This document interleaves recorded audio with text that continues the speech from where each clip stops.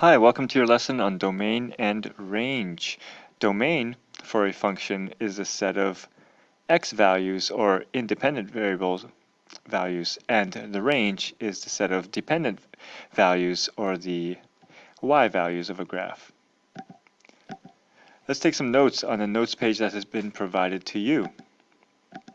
To begin, there are two different types of data we may encounter: discrete data and continuous data. Discrete data is graphed as separate, distinct points, whereas continuous data is graphed as lines or curves. We'll see an example of that in just a moment. The domain of a function is all possible values of the independent variable, and the range of a function is all possible values of the dependent variable. So the domain, again, usually represents the x values, which means the values on the horizontal axis, and the range represents the y values, or the values on the vertical axis. So here's an example of discrete data. Again, discrete data is graphed as separate, distinct points. That means the data can only take on those specific values and not the values in between those. Continuous data looks like a line or a curve, right? It's connected. This also represents many points. It actually represents infinite points. So that's what continuous data is. It's data that represents infinite possibilities in between two endpoints here. So we can imagine this as being infinite points along that curve. Okay, so for the domain of a discrete set of data, the domain is going to be a discrete set of data like this. So we use these curly brackets to represent the set. A domain is the set of these values, and we can see those are our independent or x values: 2, 4, 6, 8, 10, 12. And the range for that discrete data will be the set of these discrete values: 10, 11, 12, 13, 14, 15. So we can see domain and range for discrete data is represented as a set of values. For continuous data, again, we have infinite points along that curve, so we would not be able to represent all those points as a set, or else we'd be writing all the points forever, because we would be writing every possibility, like 5, 5.1, 5.11112, 5.100, all the points in between there and there, we would be writing points forever. So instead, we can show it as this continuum of points. So for example, domain, here it says x values that are greater than or equal to 5, but are less than or equal to 40. In other words, it's saying x values between 5 and 40, including 5 and including 40. So we can see that on the graph. This continuous curve captures all the x values between 5 and 40, including 5 and including 40. The range then would be all the y values between 2 and 11, because that's what this graph covers, all those values. So the range is the set brackets, set of all y values that are greater than or equal to 2 and less than or equal to 11. So in other words, all the y values between 2 and 11, including 2 and 11. So that's domain and range for discrete and continuous data. Okay, so as we continue with domain and range, you should be familiar with what is called set notation and interval notation. We've already looked at set notation a little bit in that last example, but we're going to look at some of the symbols you should be aware of. First of all, in set notation, we use those curly brackets, which means set. And this part here can be read as the set of x values such that. So the set of x values such that, and then we put conditions. Because when we just say set of x values, it can mean any x values, and we want to say which ones are we talking about. This symbol means less than, this symbol means greater than or equal to, because we see the equal sign here. And then we can also see this symbol sometimes, which means an element of the real numbers. And that means basically, if we put that x or y can take on any value, any decimal value, any fraction, positive, negative. That's what real numbers are. Okay, in interval notation, oh, and there it is, a member of the set of real numbers. In interval notation, we're going to see things like this. So first of all, if we want to say that x or y values are any values from some value a to b, but not including those a and b values, we can write it this way or this way. So let's start with this one. These kind of outward turned square brackets means it begins here, it ends here, so from A to B, but does not include that one and does not include this one. And also we sometimes use rounded brackets to show that we are going from A to B, but not including A, not including B. The reason we have two different ways to write that is because this form is often confusing, because if you just saw this here with some numbers in there, you might think it's a point, a single coordinate, but when we're trying to say values are from A to B, that might be confusing. All right, so then we also have this form, right? Here's the brackets turned outside. When the brackets are turned in like that, the square brackets, that means from A to B, including A and B. So all these symbols are better seen through examples. So let's take a look at some examples together. So first of all, we want to write x is less than 3. Using set notation, that would look like this. The set of x values such that we are looking for x values less than 3. All right. Then x is less than or equal to 3. We would write it like this. The set of x values such that x values are less than or equal to 3. Next one, x is greater than negative 4. Okay, that one will look like this. The set of x values such that x values are greater than negative 4. And then we have greater than or equal to negative 4, so same thing with greater than or equal to. X is between negative 1 and 5, so again, when we're writing between, we're going to write it, oh, that's not right, I have the wrong one appearing there, let me fix that. Okay, so here's x is between negative 1 and 5, not including those, and then next one is x is between 6 and 9 inclusive, so that means including the two endpoints, 6 and 9, and you'd show that like this, it's between 6 and 9 including, that means equal to both of those, and finally x is all real numbers. So x such that x is an element of the real numbers. That means x can be any real number.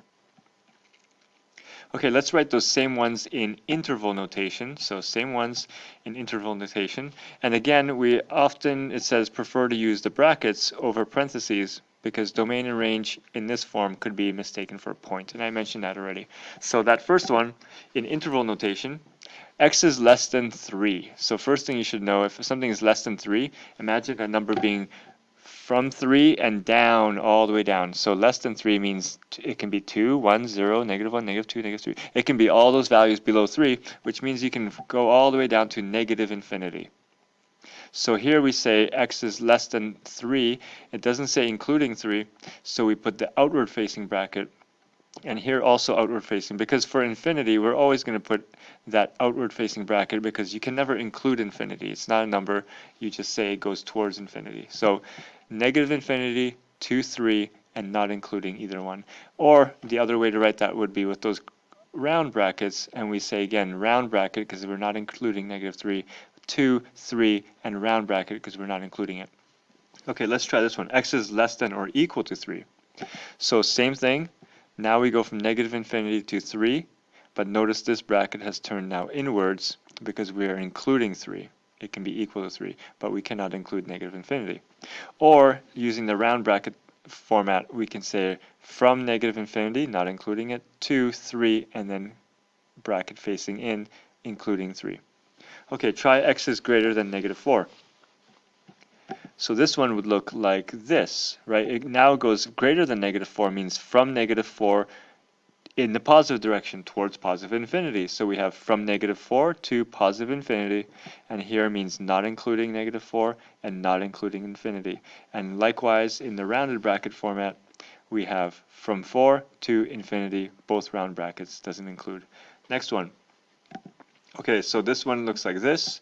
We go from negative 4, including it this time, to infinity, or again, negative 4 to infinity with a round bracket. X is between negative 1 and 5. Check it out. Negative 1 to 5, not including either one.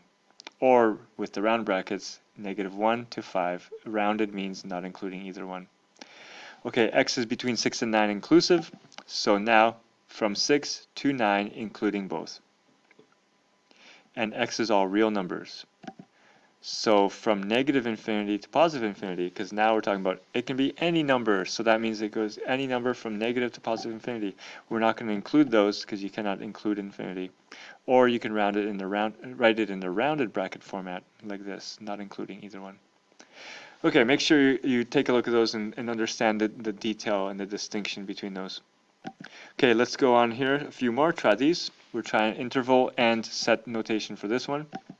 Okay, x is greater than negative 2. Looks like this.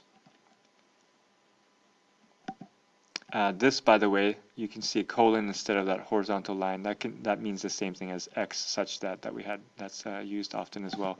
Next one looks like this. Check what you have there. Try the next one. X lies between those values. It says including -3 but not 3, right? So here we see including but not, including but not. And over here it's like this, including -3, and here not equal to 3. Next one looks like this. This one you should see, it says x is less than 5, or this symbol here, union, means or. So we have -infinity to 5 or 6 and greater. And it includes 6, does not include 5. And finally, that one, it can be written like this as well, or something. Yeah, there it is, or like this. And last one, x can be any real number. X can be any real number on this side as well. Okay, so great. Hopefully that practice has made you feel pretty comfortable with the two types of notation. Let's look at some more things here. Okay, that's done. Okay, so try some of these and check your work here.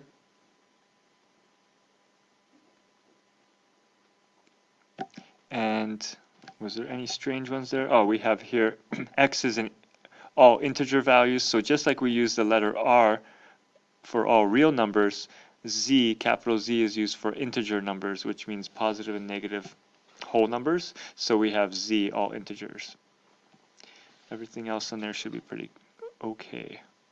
Okay, next, if we have a function presented as a table, we can write the domain as discrete data, right? Because in the table we have discrete data. So here's the domain, here's the range 1, 3, 5. All right, if we have data presented in a mapping diagram, again, it's like discrete data. We have this separate points here. So here's your domain, these values, and here's your range, these values. If we have data presented as a set of ordered pairs, again, we have a domain, which is the x values, and the range, which is the y values. So these were all discrete data. Okay, what about an equation? Well, equation represents all possible values, right? Equation is going to be a continuous thing. So we can say a line goes on forever. A line just never ends, right? So we can say x values can be all real numbers or from negative to positive infinity. And likewise, the range, y values can be all real numbers, because this line would just graph straight like this, and that means in the end it covers all possible x values and all possible y values. Okay, here's a graph with discrete data. The domain we can grab from the graph. We can see all the x values. The range also from the graph. And here's another graph. So this one's back on your notes page. Let's look at this one. We have a continuous curve here. What is the smallest x value? -5. What is the largest x value? Well, if you look at this as going forever, slightly diagonally, forever in this direction, that means the largest x value is infinity. This will keep going diagonally towards infinity eventually on the x values. And then that means the domain is this. It goes from -5 to infinity, or in set notation like this. All right, what is the smallest y value? Smallest y value is -infinity, because if you follow this all the way down, -infinity. Largest y value, 5 as well, just the same as the x point. That means the range is this. Check your work. Okay, there's something you should know that is called asymptotes. Sometimes there's these invisible lines we don't see, but the graphs get close to them, never actually touching them. So here's two asymptotes, and you can see these curves are getting close to them, but never quite reaching them. When there's an asymptote, there's a hole in your domain. For example, here, our domain goes from here to here. It does not include those two values. So this last graph we looked at, maybe you thought of it as actually, I said it goes diagonally, but maybe you thought of it as going straight down after a while. So it's reaching this invisible wall. If we considered it that way, then we would have a vertical asymptote at x equals 5. That means the smallest x value is still -5. The largest x value is, in this case, 5. It doesn't actually reach 5. And then the domain, we would write it like this. We go from -5 to 5. Here it's including the -5. But here, it's not including 5 because it never hits that wall, never hits that domain, sorry, that asymptote. That's how asymptotes work, and we can say it's that. So that graph could have been interpreted both ways. It wasn't clear from the graph whether it goes diagonally or it kind of hits this plateau here. So I'm going to end this lesson here at this one here. So again, considering the two graphs and how they can be different. There's a few more questions to try. There'll be a second video. It'll be a very quick one. So go to the second video now and check your work for the upcoming questions.